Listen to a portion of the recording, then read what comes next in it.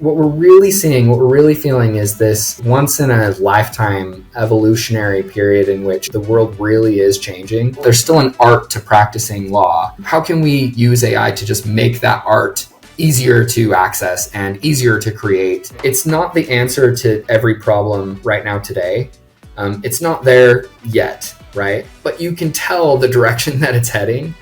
And it's one of those things where I think that we're seeing a shift. I'm going to dive in with you here and we're going to determine, because you know for sure whether something is going to help you do better work or not. On today's Legally Speaking podcast, I'm delighted to be joined by Kaden Smith. Kaden is the Director of Inside Sales for EMEA at NetDocuments. He joined NetDocuments in 2017, and in 2022, Kaden won NetDocuments Sales Leader of the Year award and NetDocuments Employee of the Year. Prior to NetDocuments, Kaden was Senior Sales Manager at New Star Communications. Kaden has a wealth of experience in sales and constantly exceeds annual quotas at NetDocuments. So, a very big warm welcome, Kaden. Thanks, Rob. Thanks. Really excited to be here. And you know more about me than I do. So that's really awesome. As my research team never lets me down. But before we get into all the amazing work and experiences you've had to date, we do have a customary icebreaker question here on the Legally Speaking podcast, which is, on the scale of 1 to 10, 10 being very real, what would you rate the hit TV series Suits in terms of its reality of the law, if you've seen it? Okay. So I've seen probably 3/4 of the first season. I would probably go with a 3. 3. And there we go, a very confident 3. And with that, we will move swiftly on to talk all about you. So I spoke very, very briefly at the intro, but would you mind telling our listeners a bit more about your background and career journey? Yeah, of course. So I'm from Utah originally. So I'm, you could tell by the accent that I'm, not originally from the UK, but live here now. I started at NetDocuments 7 years ago in really sort of an entry-level position. I knew very, very little about the business of law, about the the way that law firms and corporate legal departments, really function, and had to sort of jump in at an entry-level position. We were, cold calling law firms across the United States. I speak Spanish, so I was also in charge of calling firms in Latin America as well, speaking about document management and cloud SaaS and, the ways that their businesses could be enhanced with those different types of tools. And, was fortunate to, move up through the ranks within NetDocuments. NetDocuments is a company that really values developing its people and finding ways to help them progress. And so eventually, went from just being the annoying cold caller who, was all over everybody trying to get them on the phone with somebody else, to being the one who actually took those calls. Was then, moved into some management and ended up managing our North American mid-market sales team. So, law firms between the size of, 25 people up to like 150 people or so. And then, after a little bit, was asked if I'd be interested in moving here to the UK to sort of copy and paste a lot of what we had done from a growth perspective in the US and the North American markets over here in the UK, and then through the rest of Europe, Middle East, and Africa as well. So that was almost 3 years ago. And it's been really, really incredible to get over here and to, see the differences from a culture perspective, both in like normal life, of course, which is really, really awesome, but also from a law firm perspective, from a customer perspective, from a legal community perspective. There are so many similarities from the world of legal on a global scale, but there are also some really vast differences, and they've been fun to explore. Yeah, absolutely. And you mentioned legal community, and that's something we're really passionate here at the Legally Speaking podcast about, sort of, building, but also supporting that community with lots of, great content and people's journeys. And so I want to kind of dive in a little bit more to NetDocuments, because, you are the world's basically number one trusted cloud platform, where legal professionals get to do their absolute best work, and I think we're all pro that.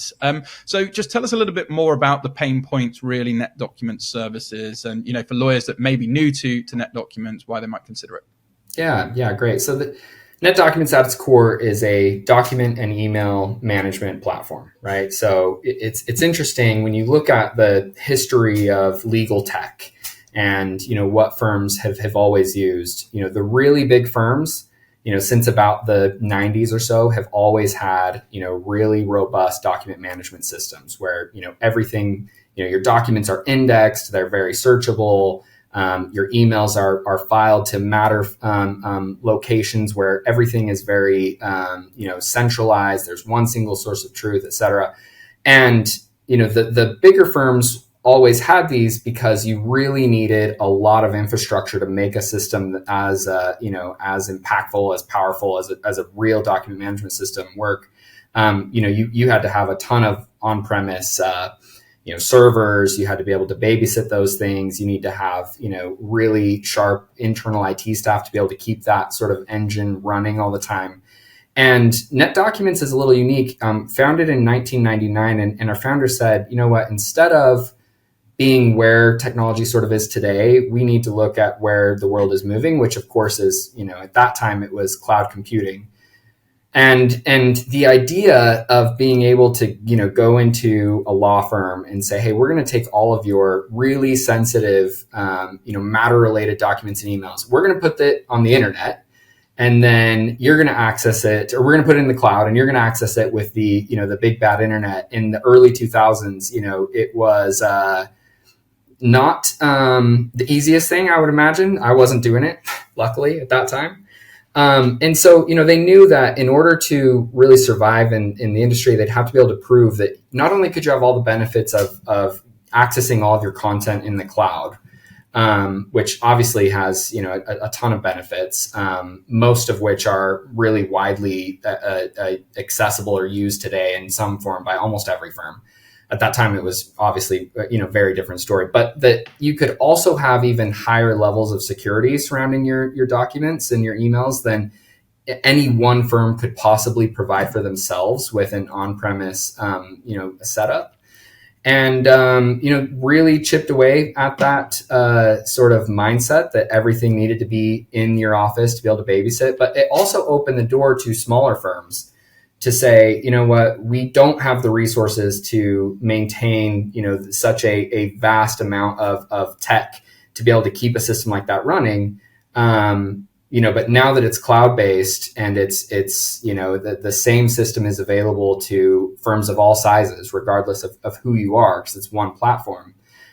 Smaller firms could get access to the same kind of technology that bigger firms had. And so, from a total customer's perspective, NetDocuments is the most used document management system for legal in the world, and especially in the smaller size, right? So if you're not a huge firm, it doesn't mean that you don't do the same kind of work that big firms do. It doesn't mean that you still, you don't need access to really robust searching tools, and you don't need high levels of security, taking care of everything that you have. It just might mean that you have less total people and can't employ an entire IT team, right? And so I think that's where you're seeing the world really shift. A lot of firms, will start out using sort of an all-in-one type of system. Clio is a great example of that, where it does document management things. It can store documents. It can do a lot of kind of that early stage document management stuff.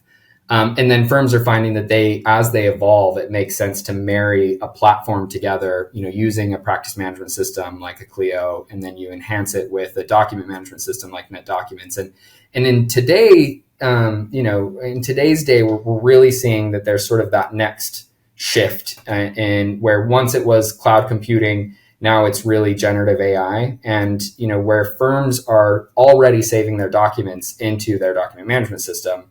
The most natural place for AI actions to take place, are where they've already got all of their content.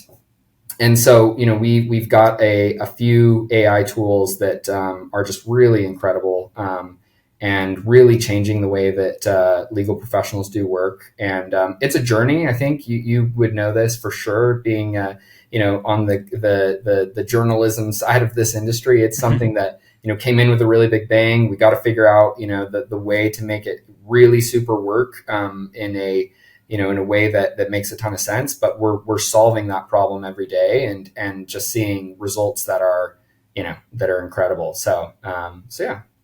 Yeah, and it's a great story. And I want to kind of come to my next question around mission, but I also want to refer to just build on what you're saying regarding the cloud, because we've had Jack Newton, CEO of Clio, many people know, come onto the show a few times. And one of his interviews he did with us was talking around cloud adoption, to your point, and how actually that took nearly 10 to 15 years for law firms to move away from the ideology of sort of bricks and mortar law firms to putting things in the cloud. And actually fast forward to modern times and the AI revolution, we're actually seeing a change. And Jack, in the analysis and what they're seeing is actually, I think from the latest legal trends report for 2024, that as of last year, 2023, 19% of legal professionals wanted to use or engaging with AI. Today, that's nearly up to nearly 79, 80%. So, the AI is very much here, and organizations and lawyers and law firms that really get their head around this and can utilize these are only going to be a benefit. But I want to talk about mission, because mission, obviously, Clio have a mission to transform the legal experience for all. We support that. That's why we partner with them.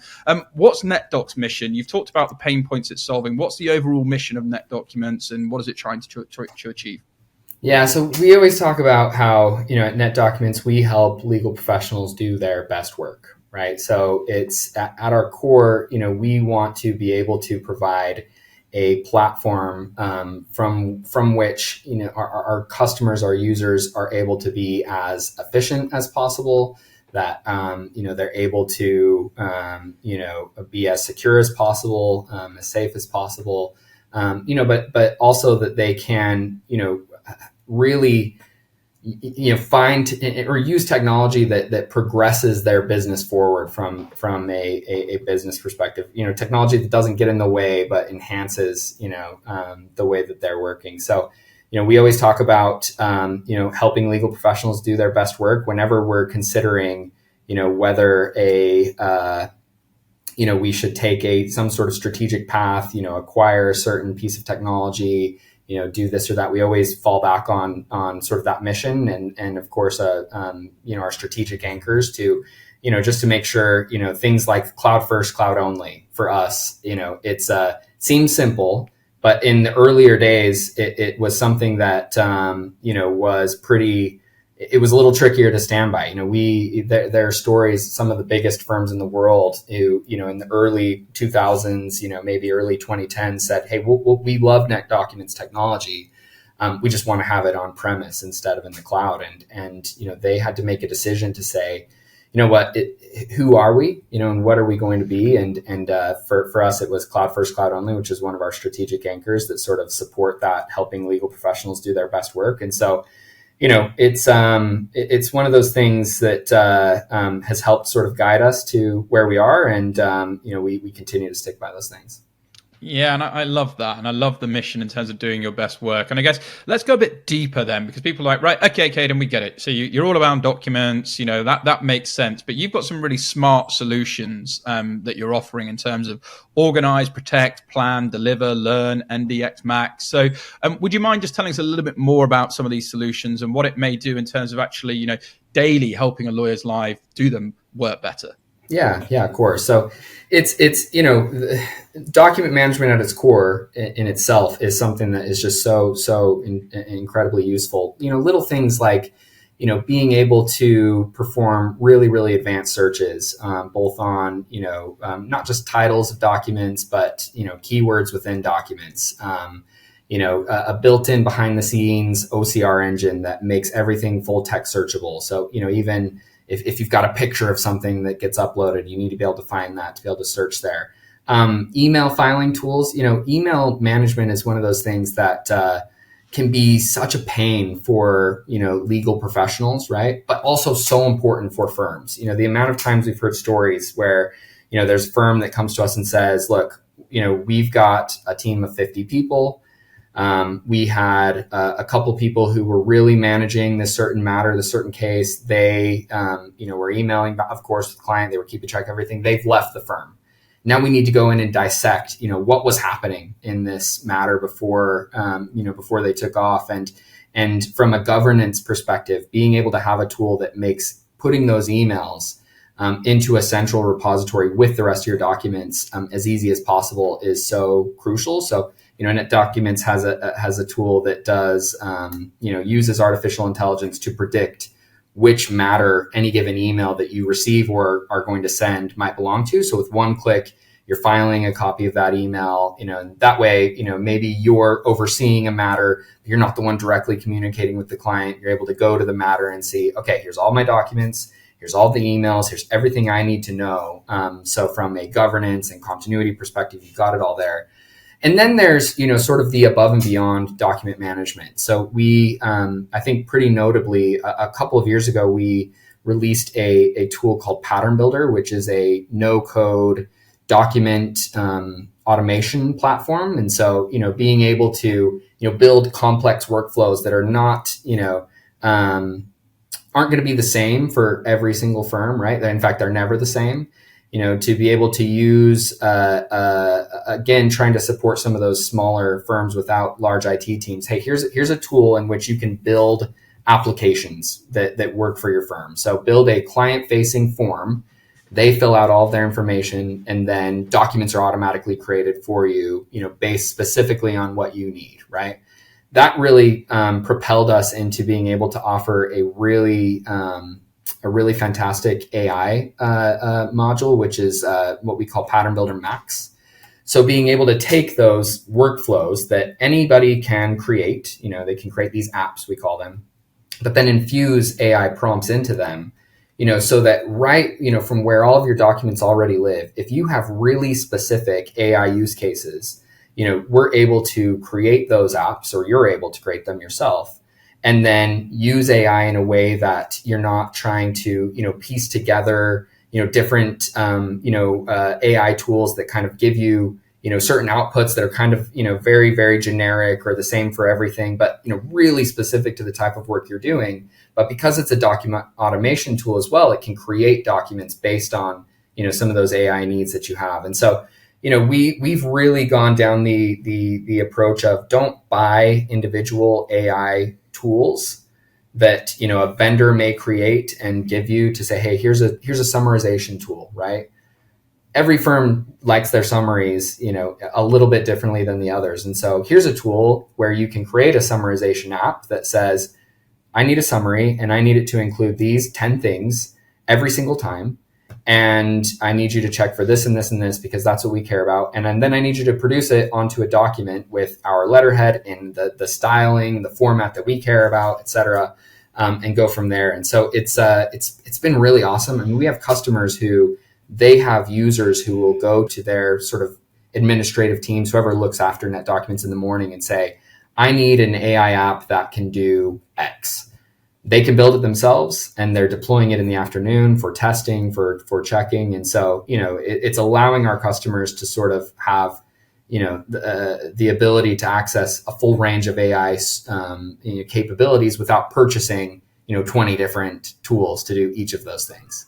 And then most recently, we've released an assistant tool. And so, you're where your documents are, you select a few documents, and you just begin having a conversation. What within these documents, may contain X or this or that, right? Pull me a list of, timelines from all of these, 50 emails that are on this matter, in a way that I can digest it really easily. So some of those things that allow people to get quick answers. I mean, right before we started this, we have a prospective customer who's looking to move to NetDocuments from our main competitor, and they were curious about whether they would have a period of time after they canceled to still access their system in case we still need to migrate documents over things. And we were sort of thinking about it, and I said, you know what, I've got a copy of their service agreement, their standard one, and I went in and just asked NetDocuments, using this new assistant tool, And sure enough, I had the clause, the exact wording from within the contract that said, yeah, they have 90 days post cancellation to still access, use, et cetera, to do a migration. And that was the answer we needed. And instead of, going in and diving and trying to find answers to things, we're able to just surface that information so much faster now. Yeah, and that's it, isn't it? And it's efficiency. And I want to talk about that in a moment. But I want to kind of switch a little bit to just the art of selling within the legal profession, because, I see selling as serving, and I think it's a service, and I think it's, when done well, a beautiful art. But from your many years of, working in legal tech and with lawyers and law firms, what do you think are some of the things, potentially if they are in a sales focused role within the legal profession, they should be thinking about, or your observations in terms of how best to sell? Yeah, it's a great question. I think that the number one thing to keep in mind from a legal perspective is that often those that are making decisions on behalf of the firm are making, business decisions when it's not their, and making those business decisions isn't their number one, day-to-day work, right? These are partners who have, very, very full diaries of things to be doing from a legal work perspective. And so you have to be willing to understand that in the legal world, and especially in law firms, it's a little different when you're dealing with corporate legal departments where they might have, specific teams and, from a procurement perspective, et cetera. But these are the individuals who are actually, driving revenue for their firm and purchasing software and answering your calls and, doing things, that way is a lot of the times it ends up being sort of secondary. But understanding that, sort of dynamic, it can really be an advantage to say, I'm going to dive in with you here and we're going to determine, because you know for sure whether something is going to help you do better work or not. And, being able to jump in and say, let's find that return on investment for you. And if it's not there, then it won't make sense for us or for you to sort of continue this conversation, wasting your time, et cetera. And where in a non sort of legal world of selling, you're often doing that with sort of a removed third party entity whose job it is to help procure, different tools. In the legal world, and especially in the smaller end of, the legal world, you're able to have those conversations with people who actually know, what helps them, like what would help them, where their challenges are. And so it's been my experience to sort of take the approach of, we need to be patient because this is not the number one thing they want to be doing. And when you've got them, maximize that time with them to, not just, throw fluff at them or whatever, you may do, but dive into the real impact of how it's going to impact their, their business and their ability to do work. And when you do that, you can accomplish a lot in a shorter period of time. Today's episode is brought to you by Clio, the all-in-one legal practice management software designed to help solicitors like you save time, stay organized, and deliver outstanding client experience. Clio is trusted by thousands of legal professionals worldwide, offering a user-friendly interface, seamless time recording, automated billing, and secure cloud storage, so you can manage your practice from anywhere. With Clio, you'll get award-winning support available 24/5 by live chat, phone, and email. So help is always there when you need it most. It's no wonder Clio consistently receives 5-star ratings for its ease of use and top-notch service. If you're ready to experience a better way to manage your practice, visit clio.com/UK to learn more and see why Clio continues to be the go-to choice for solicitors across the UK. Now back to the show. We're trying to be as client-centered as possible. And I always talk about WIFM, what's in it for me, and really thinking of putting yourselves in the shoes of the other person and how it's going to really benefit them and understand their world. So I love that perspective and how you approach things. We talked a little bit about efficiency and productivity. So I'm just wondering if there's a particular success story that stands out to you in terms of, that boosting productivity for legal professionals. Is there a success story of where a law firm has seen this improvement in efficiency through using NetDocuments you'd like to share? I can think of especially, the culture, if we look at the UK market a little bit specifically, the UK legal market is a little different to a lot of other places in that there are often, the firms that do everything will have a large portion of the firm that do things like, conveyancing or family law, things that are a little bit more straightforward, a little bit more standardized. And often there are tools created that, really, really cater to those types of workflows, right?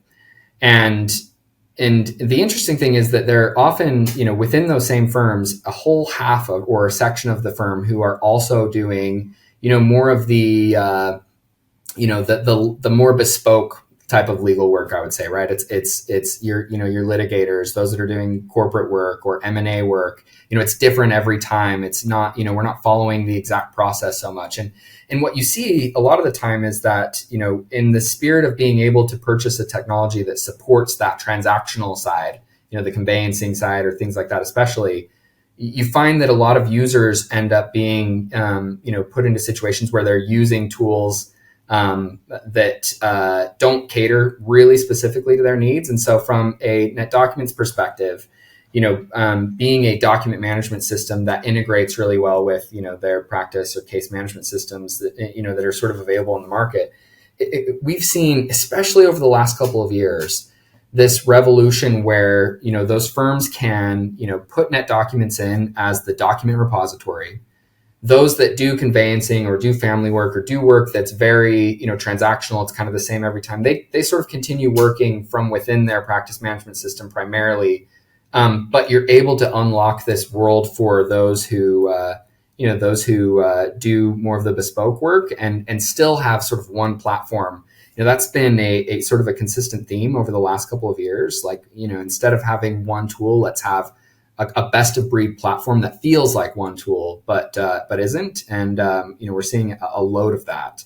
And then there are little things like, even if you look at the AI side, we have a customer who just shared, they do, and I may have shared this when we got together at the Clio event, that they do really high level visa applications for folks who are trying to move country for doing work, especially, and being able to create an AI app that says, take a look at, here are all of these successful ones we've done in the past. The client fills out a form that gives them all the information about them specifically, their strengths, their weaknesses, things like that. Marry these things together to create an application that is going to be most likely to be successful.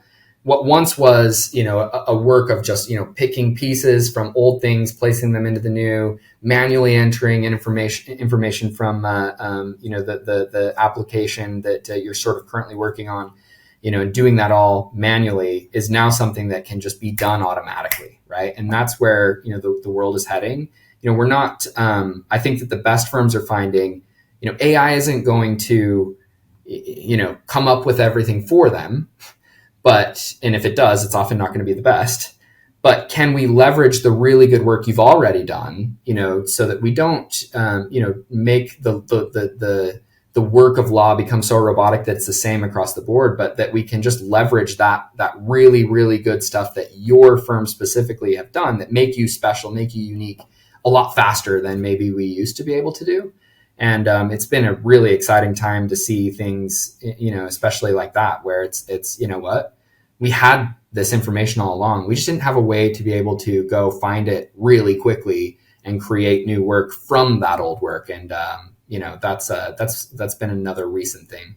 Yeah, and it's like you say, I get excited when I talk about tech for good. And you mentioned there the Clio event that we recently did together, which was at the iconic Canada House, very near Trafalgar Square in London. Brilliant event.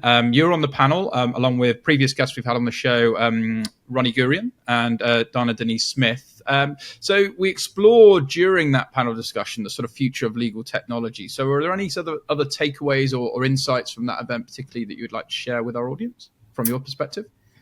Yeah, I mean, I think that, Piers Lanny? Piers Linney, yeah. He's also been a former guest on the show, yep. BBC Dragon's Den investor and previous lawyer, yep. Yeah, so Piers shared, he said something like, that AI is not going to replace lawyers, but lawyers who use AI will replace lawyers who don't. Yeah. And I think that what we're really seeing, what we're really feeling is this once in a lifetime evolutionary period in which the world really is changing.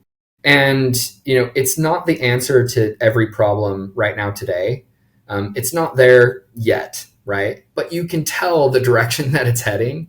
And it's one of those things where I think that we're seeing a shift in that there are some firms who are taking a pretty hard stance against to say, you know what, it's like this is how we've always done things. It's worked really, really well for us. We've done fantastic work for, in some case, 50, 70, 100 years, right, within the firm.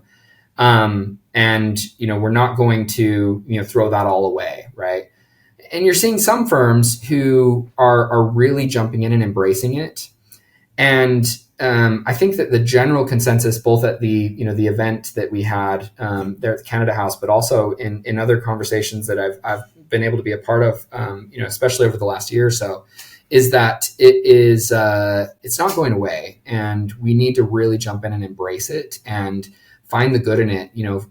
Find ways, like I mentioned there, not that the AI replaces the work that we do, but enhances it. There's still an art to practicing law. How can we use AI to just make that art easier to access and easier to create, and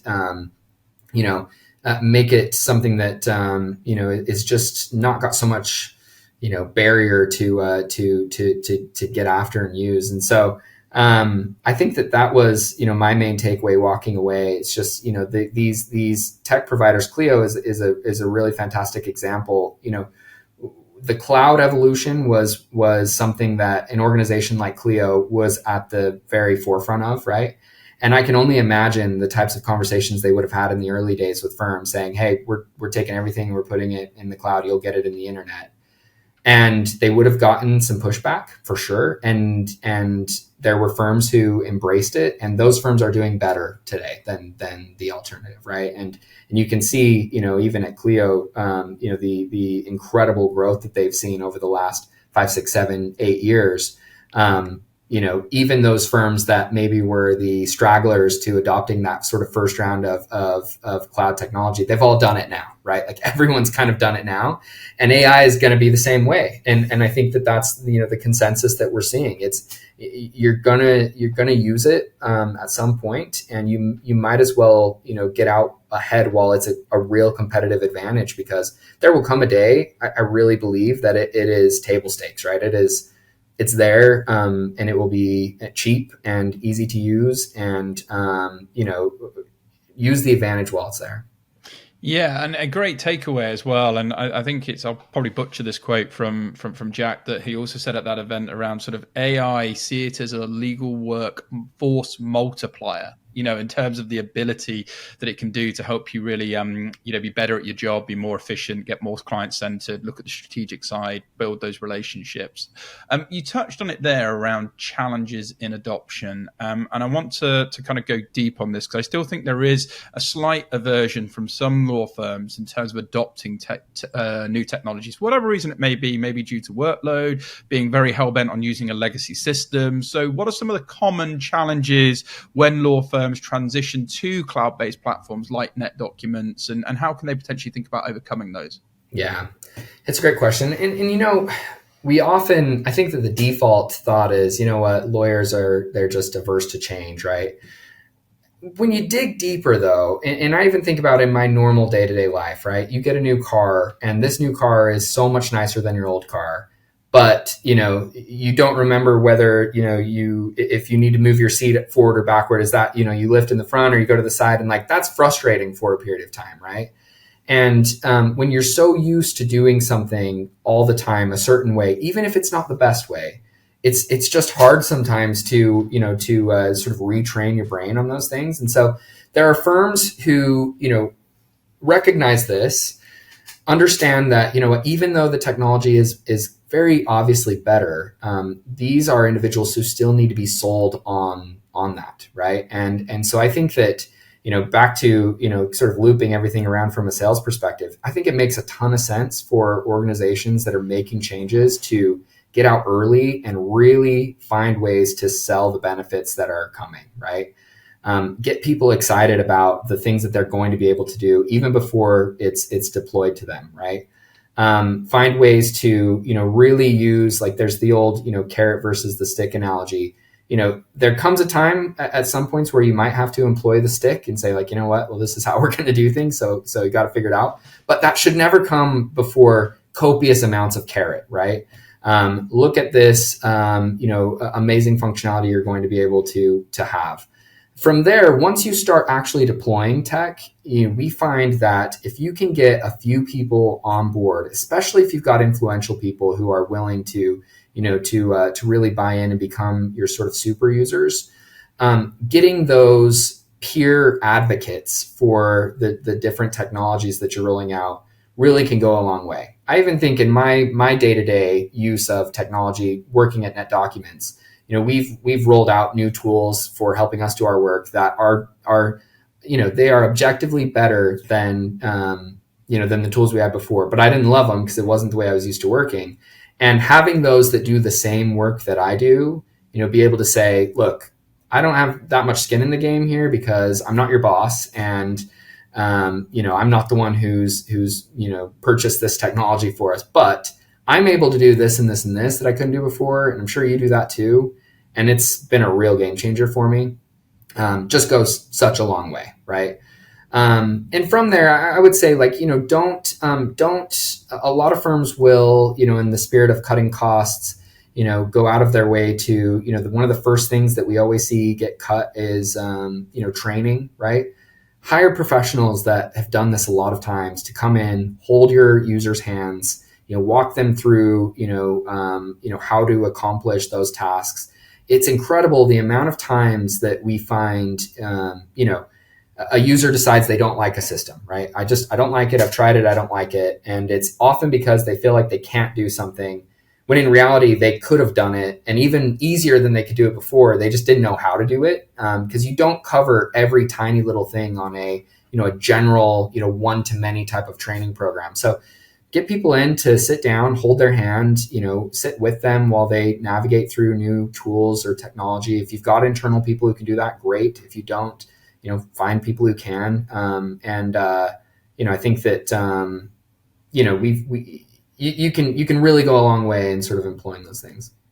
Yeah, absolutely. And I love that you gave so many sort of practical examples there. And I guess moving forwards then, just before we look to close, a couple of sort of quick fire questions that may not be quick fire responses, but in terms of your role as director of obviously inside sales for EMEA, it's a big region. So what unique trends or challenges do you see in the legal tech space, particularly across sort of Europe, Middle East and Africa? And are there any differentiators from region to region in terms of adoption of legal technology? Yeah. I mean, it is, it's really interesting, coming from the US, which is, a bigger market, but being one country, there's sort of that, ability. If you can, if it works for one place, you might be thousands of miles away, but it will work for you too. Country to country, there are just, way different needs, right, in Europe, right? And so, both from like a GDPR perspective that you often come across, but even from a user perspective, there are language, situations that come up from time to time. There are, workflow perspectives that are different from place to place. And so it's been a really fun, an interesting challenge working in the European, market, Europe, Middle East, and Africa as well. Just because every little place is its own, you kind of have to start over in a lot of cases and really figure out what matters. But you start to see little pockets of places that really start to take steps, forward a little faster. For example, the Nordic region right now is so much hotter with AI things than a lot of the other places. And so, you're able to use learnings from some of those earlier adopters to help prod along those countries or those regions that take a little bit more time. Yeah, no, again, thanks for sharing such interesting insights. And I guess one final question before we look to close is looking to the future, and it is hard to predict. And, everyone sort of says, particularly in the world we live in now, it really is hard day to day to predict what's going to happen. But can you share sort of future plans for NetDocuments and any future developments you're excited about? Yeah. So I think that the next wave of enhancement, is going to include a couple things. One is a semantic search offering. So being able to have conversations with your entire historic database, right? Have we ever argued this before? Have we ever done work like this?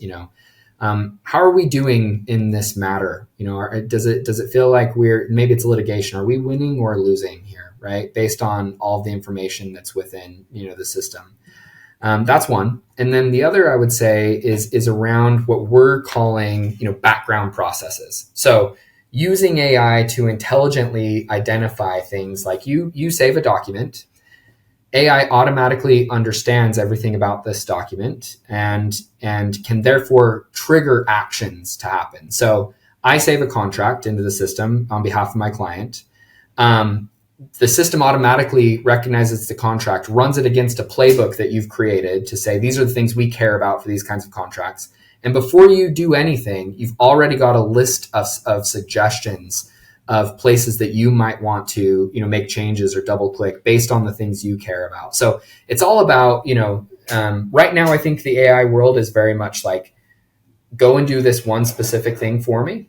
Right. And I think the future is, how do we sort of create a base of, here are the things that we like to do. I don't want to have to tell you to do it every time. I want you to do it for me. And, that's where, in the very near future, where NetDocuments is aiming to be.